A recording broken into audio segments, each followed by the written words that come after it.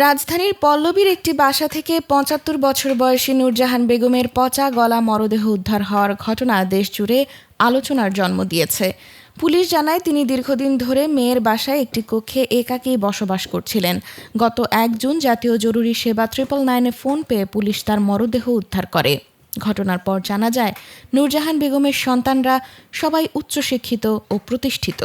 তার এক ছেলে সরকারের যুগ্ম সচিব এবং আরেক ছেলে বাংলাদেশ প্রকৌশল বিশ্ববিদ্যালয়ের শিক্ষক। তবে মায়ের মৃত্যুর খবর ছড়িয়ে পড়ার পর সামাজিক যোগাযোগ মাধ্যম ও গণমাধ্যমে ব্যাপক আলোচনা সমালোচনা শুরু হয়, বিশেষ করে একজন বৃদ্ধা মায়ের এমন নিঃসঙ্গ ও অবহেলিত জীবনযাপন নিয়ে। পরবর্তীতে অনুসন্ধানী সাংবাদিক জুলকারনাইন সায়ের খান সামি সামাজিক যোগাযোগ মাধ্যমে নূরজাহান বেগমের 2 ছেলের পরিচয় প্রকাশ করেন। তার তথ্য অনুযায়ী বড় ছেলে ডক্টর AKM আনিসুর রহমান বর্তমানে সরকারের যুগ্ম সচিব হিসেবে কর্মরত এবং তার বর্তমান কর্মস্থল মংলা বন্দর কর্তৃপক্ষ।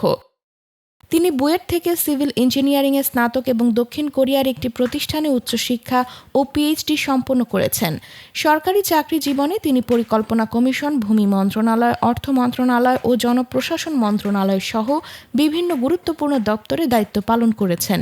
অন্যদিকে দ্বিতীয় ছেলে ডক্টর AKM আশিকুর রহমান বাংলাদেশ প্রকৌশল বিশ্ববিদ্যালয়ের কম্পিউটার সায়েন্স অ্যান্ড ইঞ্জিনিয়ারিং বিভাগের অধ্যাপক। তিনি বুয়েট থেকে স্নাতক ও স্নাতকোত্তর ডিগ্রি অর্জনের পর ইউনিভার্সিটি অফ আলবার্টা থেকে PhD সম্পন্ন করেন। এছাড়া তিনি একটি বেসরকারি বিশ্ববিদ্যালয়ের অ্যাডজাংক্ট ফ্যাকাল্টি হিসেবেও যুক্ত রয়েছেন। সামির পোস্টে আরও উল্লেখ করা হয়, নূরজাহান বেগমের মেয়ে ফাতিমা নাসরিন সুলতানা একজন স্কুল শিক্ষিকা এবং আরেক ছেলে KM আতিকুর রহমান কানাডায় বসবাস করেন। ঘটনাটি বৃদ্ধ বাবা মায়ের প্রতি সন্তানের দায়িত্ব ও পারিবারিক মূল্যবোধ নিয়ে নতুন করে জনমনে প্রশ্ন তুলেছে এবং সামাজিকভাবে ব্যাপক প্রতিক্রিয়ার সৃষ্টি করেছে।